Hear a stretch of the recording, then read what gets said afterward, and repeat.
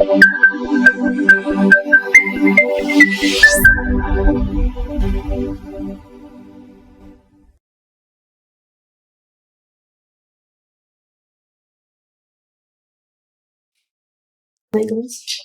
कम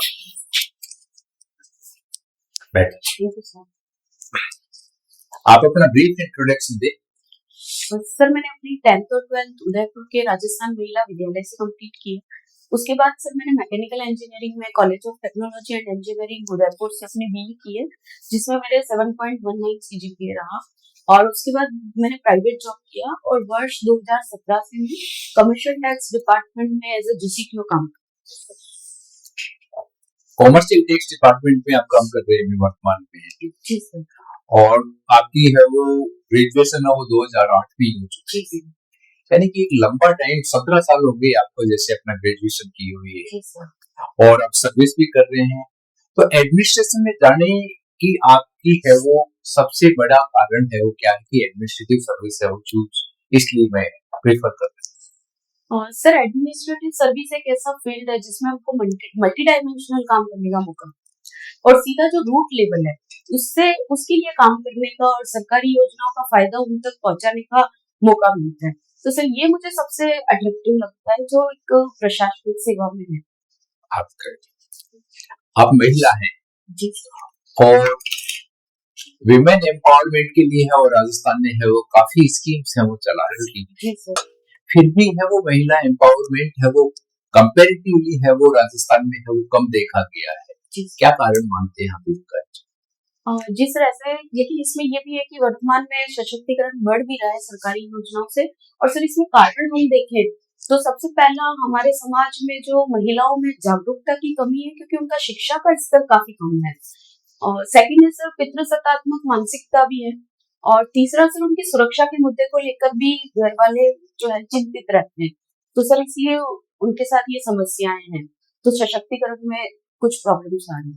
यदि आप है वो एडमिनिस्ट्रेटर लगाते हैं और महिला एवं बाल विकास विभाग में ही है वो आपको नियुक्ति मिलती है, तो इनके लिए आप वो किस तरह का काम, किस तरीके से आप काम करेंगे जिससे कि ये प्रमोट हों? सर सरकारी जो भी योजना है जैसे शिक्षा को लेकर योजना है, प्रोत्साहन योजना भी है शिक्षित राजस्थान में। तो सर ये जो योजनाएं सरकार चला रही है उनका लाभ में महिलाओं तक पहुंचा सकूं तो शिक्षा के क्षेत्र में मैं काम करूंगी। और सेकंड सर स्वास्थ्य का जो क्षेत्र है उसमें भी महिलाएं काफी पीछे है, जागरूक नहीं है। तो स्वास्थ्य की योजनाओं का लाभ और जागरूकता के माध्यम से मैं महिलाओं को स्वास्थ्य के बारे में अवेयर करूंगी। और सर तीसरा उनकी सुरक्षा को लेकर भी मैं प्रयास करूंगी कि वे स्वयं को सुरक्षित महसूस करें और इकोनॉमिकली इंडिपेंडेंट होने के लिए वो आगे आए, अपनी उद्यमशीलता को बढ़ावा दें। तो सर इसके लिए भी मैं प्रयास करूँ। देखिए राजस्थान में कुछ स्कीम्स तो ऐसी हैं जिनका भी टारगेट पूरा नहीं हो पाता है और बेसिक ऑब्जेक्ट भी पूरा नहीं हो पाता है। कुछ स्कीम्स ऐसी हैं जो टारगेट से भी कहीं बहुत ज्यादा है वो उनमें है वो पार्टिसिपेशन हमें मिलता है। बता सकते हैं इस तरह की कोई दो चार स्कीम्स के बारे में आप? महिलाओं से सब नहीं, ओवरऑल योजना जैसे जन आधार जो स्कीम सरकार लेके आई थी उसमें सर काफी अच्छा काम हुआ है, जिसमें महिलाओं का रजिस्टर, महिलाओं के नाम पे जो पारिवारिक संख्या और महिला का एकल नंबर जो जारी होता है सर उसमें अच्छा काम हुआ है। इसके अलावा सर जो लाडो प्रोत्साहन योजना है उसके कारण भी महिलाओं का जो शिक्षा के क्षेत्र में है वो बढ़ावा उसको मिल रहा है। ठीक है। और सर इसके अलावा जल को लेकर जो योजना है चाहे वो मुख्यमंत्री जल स्वावलंबन अभियान हो या जल जीवन मिशन के तहत जो घरेलू नल कनेक्शन लगाने उसमें भी सर अच्छा काम हुआ है। जल जीवन मिशन घोटाला तो यहाँ का है बड़ा चर्चा में रहा था, मंत्री को है वो जेल जाना पड़ा था। क्या था ये जल जीवन मिशन घोटाला है? सॉरी सर मैं माफी चाहूंगी, मैंने इसके बारे में जाना नहीं। ये खाद्यान्न सुरक्षा योजना है। जी सर। इसमें इतने लोग हैं वो शामिल हो गए जिनकी तो गवर्नमेंट ने है वो कल्पना ही नहीं की। जी सर। क्या कारण है कि इतने लोग हैं वो उसमें है वो बेनिफिशियरीज के रूप में है वो शामिल हो गए? Sir national food security act के तहत जो 67% जनसंख्या उसमें शामिल है, तो सर बेनिफिशियरी सरकार के जो क्राइटेरिया होते हैं इसके अंदर, तो इसमें 67% जनसंख्या के लिए वो था। तो सर वो है, इसके अलावा भी सरकार ये भी प्रयास करेगी जो गलत तरीके से इसमें जुड़ चुके हैं तो वो गिव अप भी करें इन योजनाओं को। तो ये गिव अप स्कीम है वो क्यों लानी पड़ी, मैं तो ये पूछ रहा हूँ वहाँ पे, जो यहाँ तो हमारे टारगेट से भी ज्यादा हो गया है इंक्लूजन है जो। सर गिव अप यही है कि सरकार पहले लीनियंट है कि अगर आपकी मर्जी से अगर आप गिव अप कर देते हैं तो सर वो ज्यादा बेनिफिशियल है, बजाय कि कोई कानून के माध्यम से या उनको पनिश करके उनको बाहर निकाला जाए। महाराष्ट्र का एक जिला है जो नक्सलाइट प्रभावित है, वहाँ एक नया प्रयोग किया गया है, वन विलेज वन लाइब्रेरी। कौन सा जिला है? सर मैं माफी चाहूंगी, मुझे जानकारी। एक स्कीम और है वन नेशन वन मैप। जी सर, इसके बारे में कुछ बताएं आप मुझे। Sir one nation one map थोड़ा सर मैं गेस करना चाहूंगा। हाँ बताएं। Sir one nation one map ये है कि सारी जो जमीन है उनका मैप, एक मैप बनाया जाए, शायद से मैं श्योर नहीं हूँ इसमें। अभी पुतिन है वो भारत के दौरे पे आई थी। जी सर। तो भारत रूस के बीच है वो नो लिमिट पार्टनरशिप की गई, जिसका की ऑब्जेक्ट है वो अमेरिकी जो प्राइम मिनिस्टर हैं ट्रम्प, उनको एक बड़ा मैसेज दिया है। क्या कैसे किसी नो लिमिट जो ट्रेड पार्टनरशिप है, नो लिमिट पार्टनरशिप है, क्या है ये और ट्रम्प को मैसेज कैसे है? सर नो लिमिट पार्टनरशिप का मतलब ये है कि जो रूस और भारत के अभी तक जो रिलेशन बहुत अच्छे रहे हैं उन्हीं को सर जैसे फ्री ट्रेड एग्रीमेंट किया गया है, इसके अलावा जो फ्री वीजा की स्कीम जो लागू की गई है और $100 बिलियन का 2030 तक जो हमें व्यापार को लेके जाना है, तो सर ये एक तरीके से देखा जा सकता है जिसमें श्रम मोबिलिटी भी शामिल है, रोजगार के क्षेत्र में भी जो है भारतीयों को वहाँ रोजगार मिलेगा। तो सर हर क्षेत्र को लेके इसमें पार्टनरशिप हुई है रूस और भारत के बीच में। तो सर ट्रम्प को इसमें ये कि जैसे कि अमेरिका जो है वो दबाव की रणनीति बना के भारत के ऊपर या रशिया के ऊपर उनके रूल्स को लागू करवाना चाहता है, तो इंडिया और रशिया ने ये मैसेज दिया है कि हम एक संप्रभु राष्ट्र हैं और हमारे डिसीजन लेने में हम स्वतंत्र हैं। तो इस तरीके से सर की रशिया और भारत की दोस्ती जो पुराने समय से चली आ रही है वैसे ही वर्तमान में भी है। सर ये रूस यूक्रेन शांति प्रयासों में है वो भारत की क्या भूमिका रहेगी? रूस यूक्रेन शांति प्रयासों में और सर भारत का जो मानना है वो है कि ये समय युद्ध का नहीं है, वार्ता के माध्यम से इसका समाधान किया जाना चाहिए। तो सर भारत का स्टैंड वर्तमान में यही है और भारत के रूस और यूक्रेन दोनों के साथ पॉजिटिव रिलेशन है। पॉजिटिव रिलेशन है, तो ये तो दोनों ही देशों के बीच में पॉजिटिव है या केवल रूस के लिए ही पॉजिटिव? नहीं सर, दोनों देशों के साथ भारत के रिलेशन पॉजिटिव है। ये कैसे कह सकते हैं? और सर क्योंकि भारत ने किसी सार्वजनिक मंच से या जो स्ट्रेटेजी भारत की रही है विदेश नीति को लेकर, सर उसमें कहीं पे भी ऐसा शो नहीं होता है कि भारत किसी एक पक्ष का पक्ष ले रहा है। तो सर ऐसे हम कह सकते हैं कि भारत रशिया और यूक्रेन दोनों से ही। इलेक्शन रिफॉर्म्स पे है वो भारत सरकार लोकसभा में है वो चर्चा करवा रही है, कब करवा रही है चर्चा, कितने घंटे का समय है वो निर्धारित किया गया? 10 घंटे। कब करवा रही है इलेक्शन रिफॉर्म्स पे चर्चा? सर 10 दिसंबर को। 10 दिसंबर को श्योर है सर? शायद 10 दिसंबर, ये जहां तक मुझे याद है। ये इलेक्शन रिफॉर्म्स पे चर्चा कराने की है वो स्थिति क्यों आई है? सर इलेक्शन रिफॉर्म जैसे वर्तमान में जो SCR का मुद्दा भी चल रहा है, तो जिसमें कि मतदाता सूचियों का नवीनीकरण किया जा रहा है, उनका अपडेशन किया जा रहा है, तो सर उस पे भी विपक्ष को कोई आपत्तियां हैं, उनको लेकर भी सर इसमें बातचीत होगी और भी जो चुनाव सुधार से संबंधित मुद्दे हो सकते हैं सर उन पे भी बातचीत होगी। टैक्स कलेक्शन में लेके जो रेवेन्यू का कलेक्शन है उसमें अलग अलग टैक्सेस है, उनका कंट्रीब्यूशन का सीक्वेंस आपको पता है? सबसे ज्यादा इससे, सबसे ज्यादा इससे, इस तरीके। सर जैसे स्टेट GST जो है उसका सबसे ज्यादा ओवरऑल इंडिया के बजट में पूछ रहा हूँ मैं। सर राजस्थान का मुझे पता है। राजस्थान का नहीं, इंडिया में मैं पूछना चाह रहा हूँ। GST, उसके बाद इनकम टैक्स आता है, कंपनी टैक्स, इस तरीके का सीक्वेंस आप। सर इनकम टैक्स है, उसके बाद GST। अच्छा, पहला IT हो गया, फिर GST बोल रहे हो? GST सेकंड GST है और सर हाँ अभी मैं दूँ और उसके बाद कॉर्पोरेट टैक्सेस, कॉर्पोरेट अच्छा, टैक्स से भी अच्छा इनकम आता है। फिर एसटी डीसीडी इनका सीक्वेंस क्या है? सॉरी इसकी जानकारी। ठीक है। इनडायरेक्ट टैक्सेस के पॉजिटिव नेगेटिव क्या क्या है?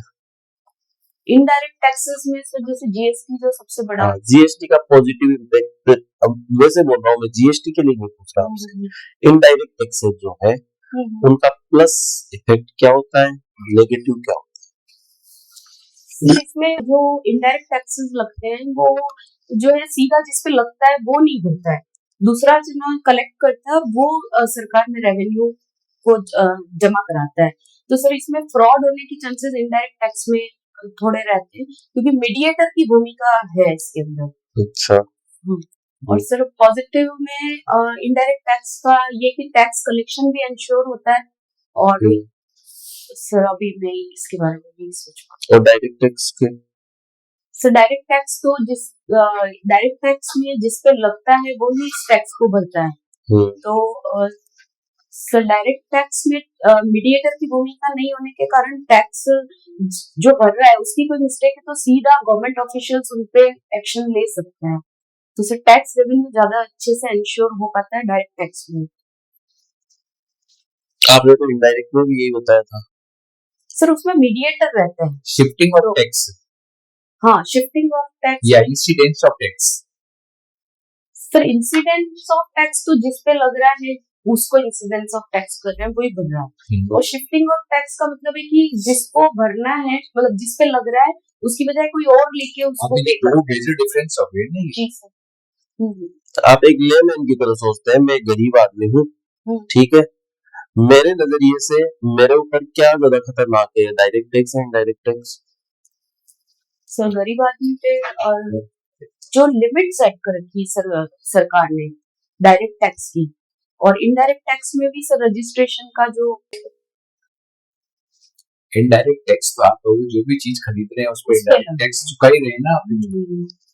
वो तो आप पे भी उतना ही लग रहा है जो किसी करोड़पति पे लग रहा है और एक गरीब पे लग रहा है। सर लेकिन जीएसटी में जैसा है ना कि एक लग्जरी जो गुड्स है उस पे सर अमीर लोगों पे ज्यादा लग रहा है, गरीब खरीदता है, मर्सिडीज गरीब खरीदेगा, आते इसलिए उसके ऊपर क्यों लगे, वो उसका यूज करता ही नहीं। ठीक है, मैकेनिकल से हो आप, तो BS4 और BS6 क्या होते हैं बेसिकली?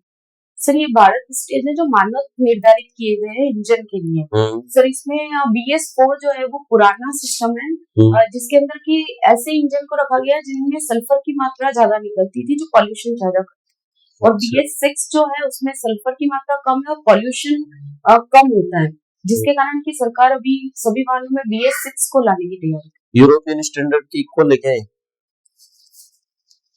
जो भारत स्टैंडर्ड से, इसके बाद ठीक है।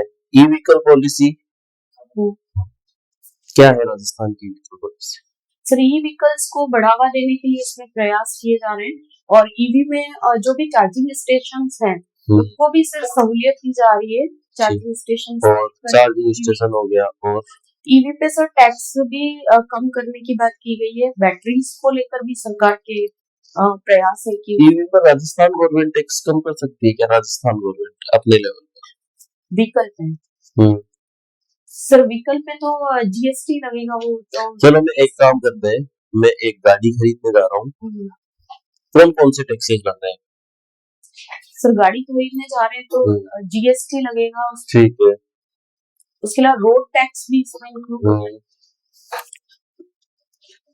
सर अभी ये रोड टैक्स किसमें आता है, जीएसटी में है या नहीं है? कौन से इनडायरेक्ट टैक्सेस हैं जो अभी भी जीएसटी में नहीं? सर इनडायरेक्ट टैक्सेस में जो 5 चीजें हैं, petrol, diesel, aviation, turbine fuel को भी बाहर रखा गया है इसके अंदर, इलेक्ट्रिसिटी ड्यूटी इससे बाहर है जीएसटी से, और सर ह्यूमन कंजम्पशन जो लिकर है उसको भी इससे बाहर रखा गया। ओके, ठीक है। आप कैरम बोर्ड खेलते हो? जी सर। कैरम बोर्ड में आपको डिस्क्रिमिनेशन नहीं दिखता क्या कलर को लेकर, इसमें कि व्हाइट वाली चाहिए मुझे, ब्लैक वाली तू रख, जब कैरम बोर्ड खेलना सही दिखा? हाँ कुछ आप भी करते हो ऐसा? नहीं सर, मैं ऐसा नहीं।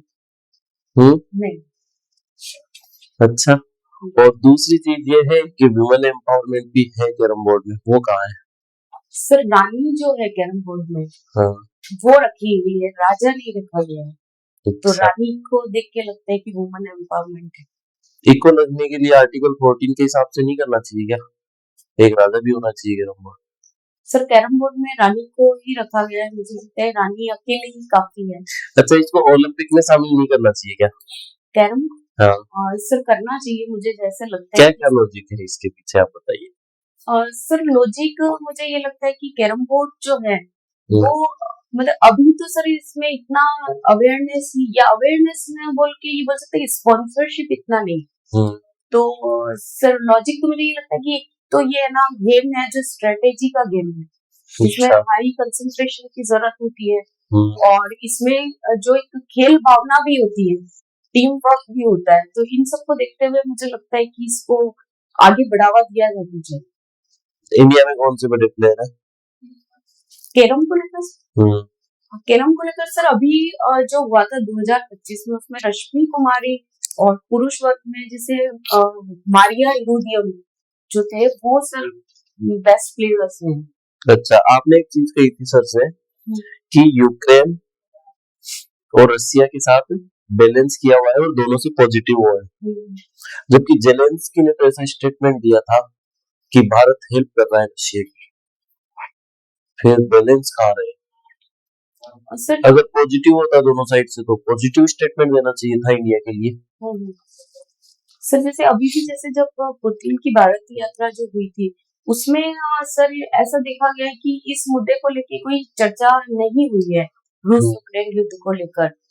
और सर ऐसा हो सकता है कि जो ऑयल इंपोर्ट पे अमेरिका ने जो टैरिफ लगाया था या भारत पे प्रतिबंध जो लगाया, उसमें भी भारत ने उसको दरकिनार करते हुए उनसे ट्रेड जारी रखा था। तो मुझे लगता है शायद इसीलिए जेलेंस्की जो है उन्होंने, और शांति प्रस्ताव जो है उसके लिए भी भारत ने केवल ये स्टेटमेंट दिया है कि ये दो जो है युद्ध का नहीं है, वार्ता के माध्यम से। ठीक है, कहना अलग बात है, करना अलग बात है। कहने में मैं बड़ी बड़ी बातें कर दूंगा, ऐसे शांति रहनी चाहिए, वो रहनी, और अंदर करूँ कुछ अलग। तो भारत ऐसा नहीं कर रहा है क्या? भारत इधर से ट्रेड कर रहा है, ट्रेड का सबको पता है कि वो पैसा कहाँ जा रहा है, ठीक है, और बोल दूंगा, मैं बातें कर लूंगा कि शांति की, हम तो विश्व शांति को स्थापित करना चाहते हैं, फिर वो तो है ही नहीं ऐसा। ये तो चीजें ही अलग अलग है।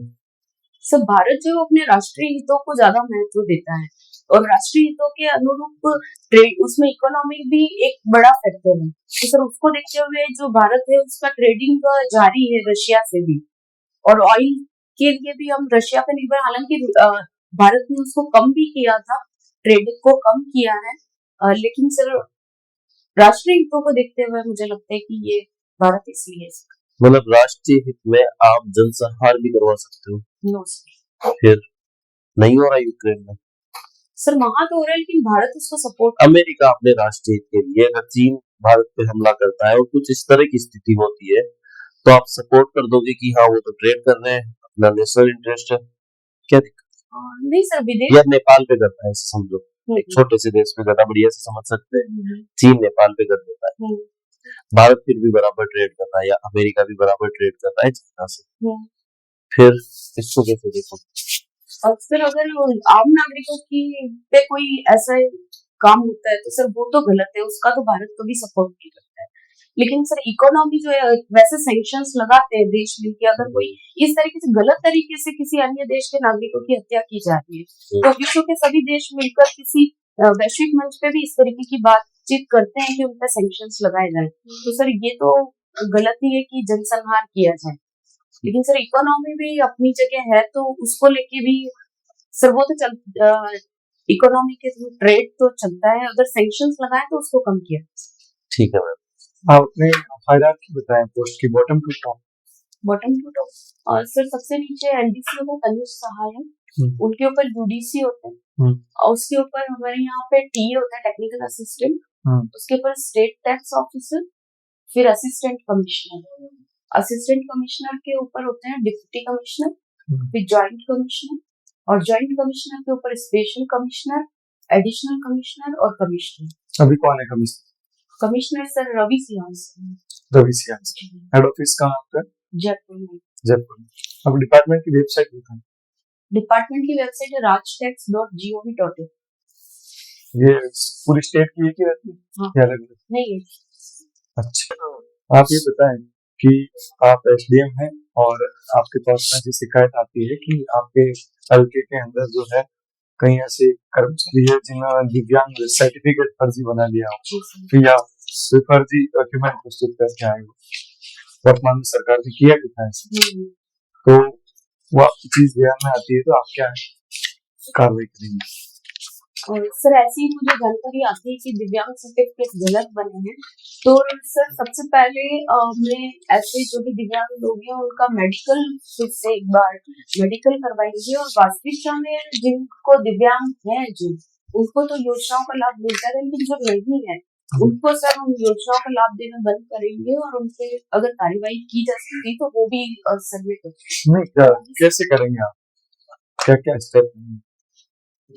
आप खुद तो मेडिकल कर नहीं सकते, मेडिकल टीम के साथ वो गठजोड़ कर लेंगे फिर? मेडिकल टीम के साथ सर हम सबसे पहले तो सर जो भी दिव्यांग सर्टिफिकेट्स जहाँ पे है सर उनको पहले लाकर और वो जो टीम है उनके साथ में बैठ के पहले वास्तव में वो लिस्ट क्या है उस लिस्ट को निकलवाऊंगी और लिस्ट को निकलवाने के बाद में मेडिकल टीम जो मेरे क्षेत्र में होगी जो भी हॉस्पिटल होगा उनसे मैं बातचीत करके और उनका मेडिकल जो है वो करवाऊंगी। आप ये बताएं कि आपके कार्यालय कार्यस्थल पर यौन उत्पीड़न से संबंधित कोई समिति बनी है? हाँ, आंतरिक शिकायत समिति बनी। कौन है, कितने मेंबर होते हैं? सर इसमें 3 मेंबर हैं, फीमेल। आप वो मेंबर नहीं, तो हमारी जो हायर अथॉरिटी जो सीनियर मैम है वो। कोई केसेस जैसा कोई देखने में आया कि नहीं सर अभी तक नहीं है, मतलब सब कुछ सही चल रहा है? ठीक है, आप बताएं कि अभी एक आर्टिकल है 240 जो अभी चर्चा में है, उसके तहत चंडीगढ़ किसके पास रहना चाहिए, हरियाणा के पास या पंजाब के पास? सर मुझे लगता है चंडीगढ़ का जो मुद्दा है वो पंजाब के लिए इमोशनल मुद्दा है और उसमें पंजाब और हरियाणा दोनों को साथ में बातचीत करके और धीरे धीरे वार्ता के माध्यम से इसका समाधान निकालना चाहिए। तो अभी सरकार ऐसा क्या किया है जिससे कारण ये चर्चा में आया? सर चंडीगढ़ को जो है अनुच्छेद 240 के तहत लाने की बात की गई है जिसके अंदर की जो अभी पंजाब के राज्यपाल को वहाँ पे प्रशासक नियुक्त किया हुआ तो 240 अगर उस पर लागू हो जाता है तो चंडीगढ़ के लिए अलग से प्रशासक नियुक्त किया जाएगा और सेकंड है सर उसके अंदर की रूल्स भी हैं वो राष्ट्रपति भी बना सकते हैं। तो इसको लेकर के वहाँ विवाद। ठीक है, आप बताएं नॉन टीएसपी और टीएसपी एरिया में क्या डिफरेंस? सर टीएसपी ट्राइबल सब प्लान होता है और उसमें ऐसा है कि जहाँ पे टीएसपी एरिया में ऐसा क्षेत्र आता है कि जहाँ की जो टोटल जनसंख्या है उसमें 80% से 70% से ज्यादा जनसंख्या जो है वो ट्राइबल है तो वो टीएसपी एरिया में आता है और इसके अलावा एरिया आप वहाँ एज एन एसडीएम पोस्टेड हो और वहाँ की महिलाएं जो है वो अंधविश्वास में काफी वो है फॉलो करती है ना, तांत्रिक विद्या वगैरह आप देखते हैं, बीमार पड़ते हैं तो भी बजाय वहाँ जाते हैं, है ना, ऐसे केसेस भी आपके पास आते हैं, तो आप उनको लोकल डायलेक्ट में उनको कैसे समझाओगे? लोकल डायलेक्ट वहाँ के, आप भी वहीं के? जी सर। ठीक है, तो आप समझाएं। सर मैं ऐसी महिलाओं को एकत्रित करके एकत्रित हो गई उसके बाद सर मैं उनकी लोकल लैंग्वेज में उनसे बातचीत करूंगी जैसे कि हर सबने पतो बेनो चाहे कि अन्य थोड़ी सारी बातों पे ध्यान नहीं देना है और अपनी शिक्षा पे और अपनी बेटिया ने भी शिक्षा पे ध्यान दिला हो और जो सब अंधविश्वास है अणु आपने कहीं नहीं मिलेगा और अन्य अलावा भी कोई बीमार भी जाए तो भी तांत्रिक वगैरह में उसके पास जाने की जरूरत नहीं है और डॉक्टर उस क्षेत्र के होंगे वो भी उनको भी मैं अपने साथ सकती और सर मैं बोलूंगी कि ये अपने डॉक्टर साहब है आप किसी भी प्रकार की दिक्कत आ गई तो आपने अड़ाऊ कॉन्टेक्ट करो। ठीक है,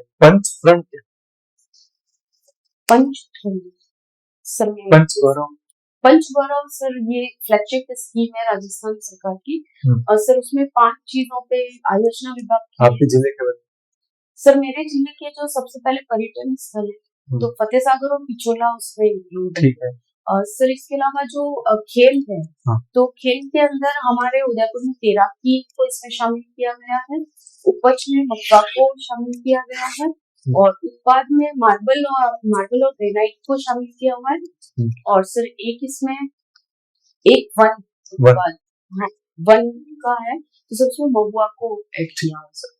ये महुआ क्या है? सर महुआ एक पेड़ है जिससे कि आदिवासी क्षेत्रों में शराब बनाने के लिए इसको यूज किया। अच्छा, अब मुझे बताइए कि अभी सेवा तीर्थ है वो काफी चर्चा में है, हाँ क्या है सेवा तीर्थ? सर अभी केंद्र सरकार के द्वारा नाम जो चेंज किए गए हैं, उसके तहत जो प्राइम मिनिस्टर ऑफिस है उसका नाम सेवा तीर्थ कर दिया है। और राजभवन का क्या नाम रखा है? सर राजभवन का लोक भवन है। लोक भवन, क्या कारण है कि लोक भवन रखा गया है राजभवन का? इसके पीछे क्या तर्क दिया गया?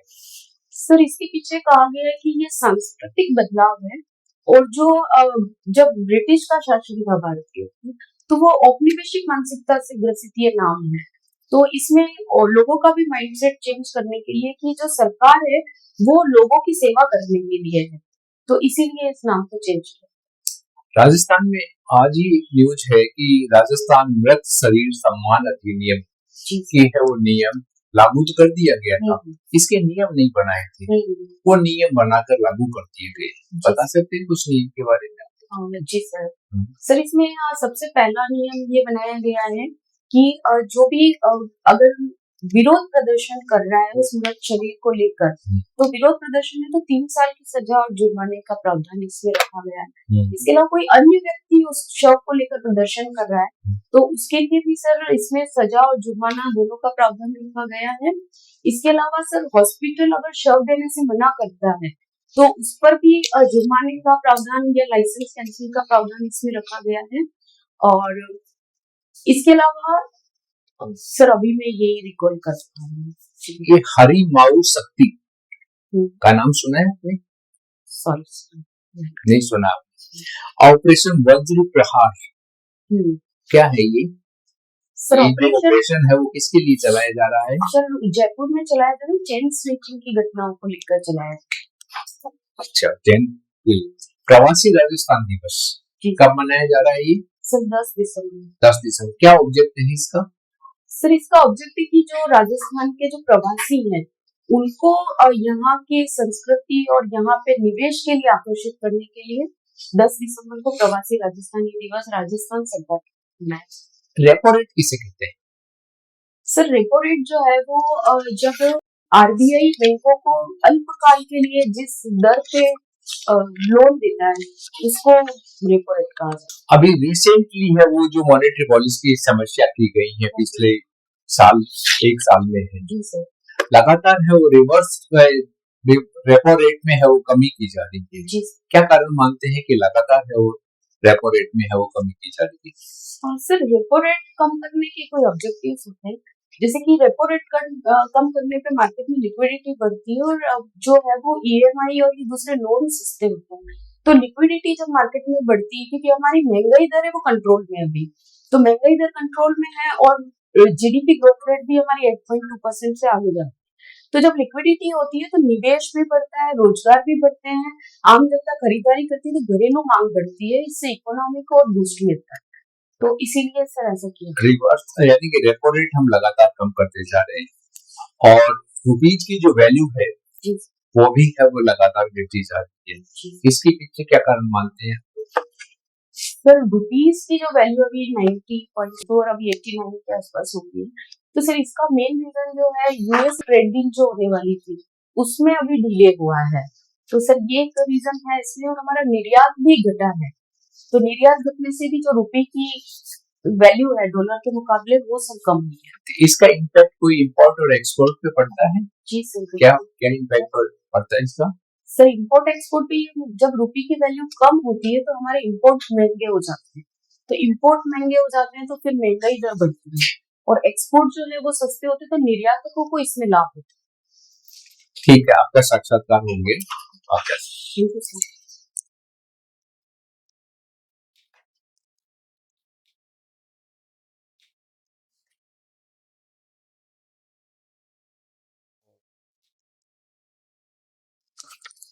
ठीक है, बढ़िया है मैम, ओवरऑल अच्छा है आपका। मतलब पोस्टर और उन चीजों को लेके इशू नहीं है, आपका जो एक्सपीरियंस है ना वो दिखता है, सीधी सी बात है। डिपार्टमेंट से रिलेटेड नॉलेज आपकी अच्छी है, ठीक है। बाकी थोड़े करंट के इश्यूज और ये देखना होगा, एक तो उस दिन का न्यूज़पेपर जरूर पढ़ के जाना, क्योंकि ज्यादातर चीजें वो आसपास की। पिछली बार दिया था क्या आपको इंटरव्यू? 21 वाला नहीं, 21 वाला दिया था, 23 वाला नहीं। आपका वो दिव्यांग वाला है ना, उसमें ये बता सकते हैं कि जो मेडिकल बोर्ड है वो बोर्ड बनाया जाएगा, उसके बाद में उनके डॉक्यूमेंट्स की जांच की जाएगी, ठीक है ना, और उसके सुपरविजन करूंगा कंटिन्यूअसली मैं, और उसके बाद में उनका वेरिफिकेशन करवाया जाएगा, जो बनाया किसने था कि वेरीफाई करना जरूरी है ना, ताकि वो कहीं मिली भगत नहीं कर ले, फर्जीवाड़ा नहीं करे, है ना। और टैक्स से रिलेटेड ये देखना ना, डायरेक्ट टैक्स कैसे फाइल, तो ये तो एक छोटी सी पहली चीज ही पड़ती है। वो तो सर्वे में आपको जॉब से रिलेटेड जो है ना आपका, वो काफी इंटरव्यू जाएगा जॉब से रिलेटेड, और उसमें थोड़ी सी यहाँ पे शुरू में ऐसे लगा कि जैसे एनर्जी लेवल आपका कम है, कॉन्फिडेंस लेवल है वो कम था, बाकी बाद में आपका है वो कॉन्फिडेंस लेवल, एनर्जी लेवल दोनों काफी इम्प्रूव हुए। तो शुरू में आप ऐसे लग रहा था कि आप जो डायरेक्ट और इनडायरेक्ट टैक्स में कंफ्यूज हो गई, वो तो उसमें तो कंफ्यूज होने की जहाँ जरूरत नहीं थी वहां तो आप कंफ्यूज हो गए, और किसी मैटर में कंफ्यूज होते तो उसमें कोई ज्यादा नहीं, लेकिन डायरेक्ट और इनडायरेक्ट टैक्स में है, जो जब इनडायरेक्ट टैक्स में आप इतने लंबे समय से काम कर रहे हो तो उसमें कंफ्यूजन का कोई कारण नहीं होना चाहिए था। ठीक है, पर बाकी तो फिर भी ओवरऑल जो है वो आपका अच्छा है, और थोड़ी और तैयारी करें। अभी आपका डेट नहीं आई है, डेट आए उसके आसपास जो मुद्दे, चर्चित मुद्दे राजस्थान में रहे, इंडिया लेवल पे रहे, और फॉरेन लेवल से भी जहां भारत है वो डायरेक्टली इन्वॉल्व हो, तो इन चीजों के जो आईआर के जो इश्यूज हैं इनको थोड़ा सा आप लोग देखें किसी में भी, क्योंकि ये कैंडिडेट के ऊपर खुद के ऊपर निर्भर रहता है कि वो इंटरव्यू बोर्ड के सामने है, वो इंटरव्यू किस साइड में ले जाना चाहता है। तो कोशिश ये रहनी चाहिए कि जिससे आपको इंटरेस्ट है वो बात किसी न किसी रूप में किसी प्रश्न के उत्तर में बताएं, और उसको पकड़कर फिर आपसे उसी सब्जेक्ट पे बात करें। तो ये सबसे खास बात होती है इंटरव्यू में। जब फिर वो आपका इंटरेस्ट का होता है तो उसमें आपका कॉन्फिडेंस लेवल भी है जो काफी अच्छा बनता है। तो ऐसा शो नहीं होना चाहिए कि आप यहाँ आपका कॉन्फिडेंस लेवल लूज हो रहा है, जिस लेवल पे लूज हो रहा है कोशिश ये होती है कि वो उसी पे वो ग्रिल करें आपको, तो ग्रिल करें। कुछ क्वेश्चन नहीं आ रहे हैं, नहीं आ रहे उसके लिए साफ मना कर दे, बहुत कुछ नहीं होता है, बहुत अच्छी चीज होती है, क्योंकि ना करने की भी एक कीमत होती है, उसमें कॉन्फिडेंस लेवल देखा जाता है। तो ये चीज आप है जो उसको देखें सब चीजें। बाकी ओवरऑल यदि हम इसको जो समराइज करें ना तो बहुत अच्छा इंटरव्यू है, रिटर्न में अच्छे मार्क्स हैं तो इंटरव्यू में अच्छे मार्क्स आपके जरूर आएंगे। All the best, all the best, बढ़िया है।